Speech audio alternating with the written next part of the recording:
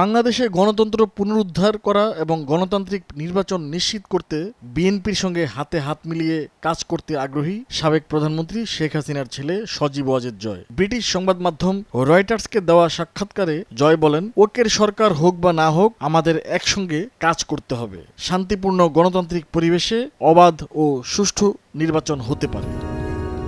জয় জানিয়েছেন, আগামী সংসদ নির্বাচনে অংশগ্রহণ করবে আওয়ামী লীগ। রয়টার্সকে দেওয়া সাক্ষাৎকারে তিনি মন্তব্য করেন, আগামী ৩ মাসের মধ্যে নির্বাচন হতে হবে। 10 আগস্ট প্রকাশিত রয়টার্সের প্রতিবেদনে জয় বলেন, আমি নিশ্চিত আওয়ামী লীগ ক্ষমতায় আসবে, তা না হলে আমরা বিরোধী দল হব।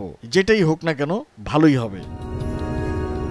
বিএনপির চেয়ারপারসন খালেদা জিয়া গত 7 আগস্ট মুক্তি পেয়ে দেওয়া বক্তব্যে প্রতিশোধ ও প্রতিহিংসা পরায়ণ না হওয়ার জন্য নেতাকর্মীদের প্রতি আহ্বান জানান।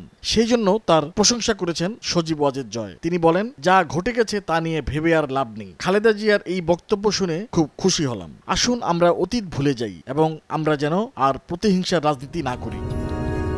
জয় বিশ্বাস করেন, রাজনীতি ও সংলাপ খুবই গুরুত্বপূর্ণ। তিনি বলেন, আমরা তর্ক বিতর্ক করতে পারি, কিন্তু আমরা ভিন্ন মত প্রকাশকে মেনে নিতেই পারি এবং আমরা সব সময় সমঝোতায় আসতে পারি।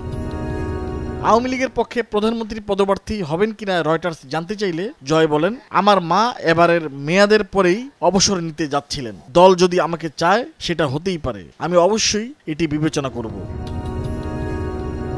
জয় জানিয়েছেন, তিনি যখন খুশি তখনই দেশে ফিরবেন। তার কথায়, আমি কখনো বেআইনি কিছু করিনি, আমাকে কে আটকাবে? রাজনৈতিক দল হিসেবে আমরা কোথাও সরে যাচ্ছি না, আমাদের নিশ্চিহ্ন করা যাবে না। আমাদের সহযোগিতা ছাড়া এবং আমাদের সমর্থন ছাড়া বাংলাদেশে স্থিতিশীলতা আসবে না।